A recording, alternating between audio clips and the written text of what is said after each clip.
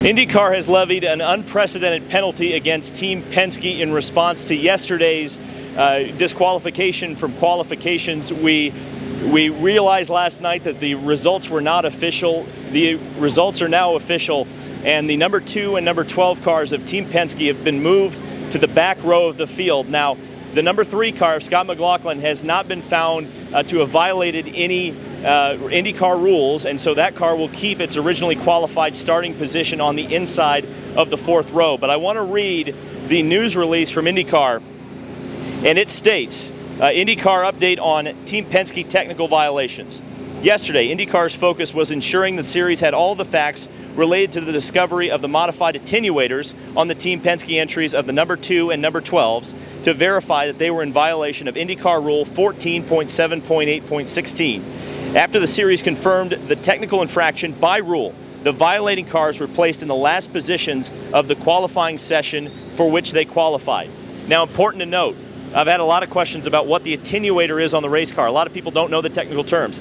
The attenuator is a safety device. It's placed on the rear of the car to prevent back injuries in terms of a rearward impact. It's a crush structure. It's a safety device. You are not supposed to modify those based on the letter of the law. This is why it was such a serious violation.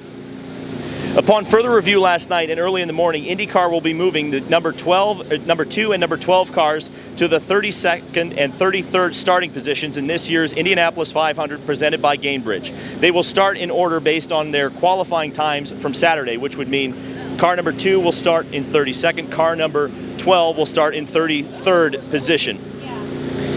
The integrity of the Indianapolis 500 is paramount, and this violation of the IndyCar rule against modification of this part using it as supplied is clear. IndyCar President J. Douglas Bowl said, "The penalty should be given more than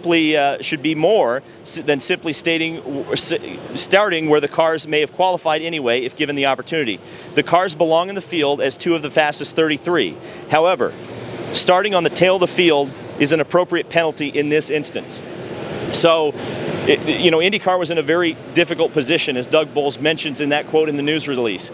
You do have to preserve the fastest 33, and ultimately, for better or for worse, for right or for wrong, these cars, all 3 of the Penske team, passed tech on Saturday.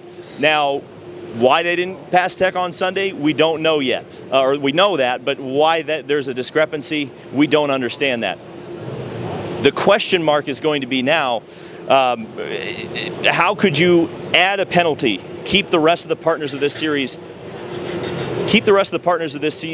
satisfied? The drivers, the teams, the manufacturers, all very upset by this, and so this was ultimately the decision that was made.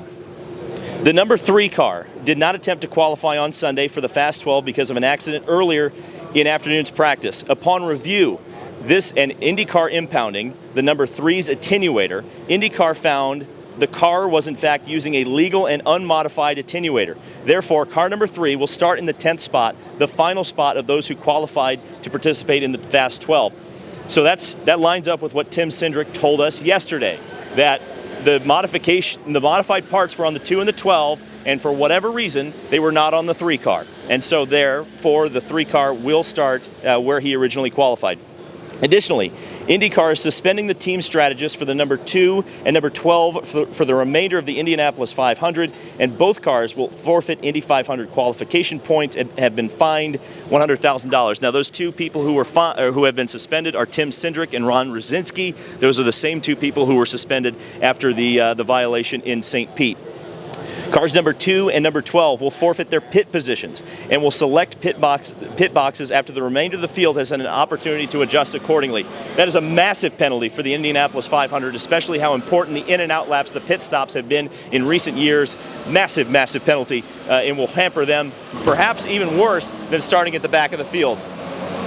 The positive momentum around the NTT IndyCar Series in the Indianapolis 500 has been on a steep crescendo over the last several months, and we want to make it clear that our intent is to maintain that momentum and discourage teams from putting IndyCar in positions where it calls into the integrity of our officiating and levelness of the playing field, says Bowles.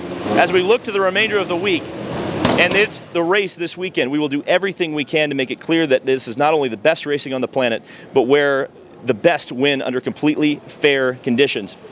And Doug Bowles did just do a press conference. Not much new information came out of that, although he made it very clear that Roger Penske was not involved in the decision-making process of this penalty at all. That was a decision that came from Doug Bowles himself. Roger was informed of it, and I wouldn't be surprised if you see changes at Team Penske. And I also spoke, believe it or not, I was at a golf event with Scott McLaughlin this morning, and there was Penske PR there when this broke. We were right there. I asked Team Penske if they were going to comment on this, and the answer, at least for now, is no. So the Team Penske staying silent, but this is a major story. I mean, this is, once again, and I'll give full credit to IndyCar on this one. Was this handled completely well from the outset? No. But I think that the fact that they were willing to go above and beyond what we originally thought were going to be in the rule book with this particular, as Scott McLaughlin walks by me, isn't that interesting? The rules, sending cars to the back, I think sends a really good statement. Changing the pit selection makes a really good statement. Fines, suspensions, that's exactly what needs to happen here. Because, like I mentioned yesterday, if you're Honda, if you're one of the other drivers, if you're Dale Coyne Racing, and quite frankly, you should really feel bad for Jacob Abel now. Because once again, and I get it, there's not a provision in the rules, and look, I'm the biggest traditionalist of all time. I think you should start the fastest 33 cars. But when there's something like this, and someone qualifies completely legally on both days and isn't in the field, I think there's a real discussion to be had, perhaps a rule change for next year. It's not a good look for the series, but the series has done everything that they can, in my opinion, to, within their power, without overstepping, based on how the rule book is right now, to make this situation right. I just hope every single one of these teams, every single one of these drivers, and every single one of these engine manufacturers feels the same way that I do. And what makes me a little bit nervous is that they won't. But that's going to be a story for another time. Obviously, we've got Monday practice today. We will have a full video recapping that as well. But I wanted to get something out here that is fact-based, telling you what's going on, because this is one of the most major stories that I've been involved in, at least in my time at the Indianapolis Motor Speedway, and certainly my time as a fan. Thank you guys so much for watching, and we'll see you in the next video.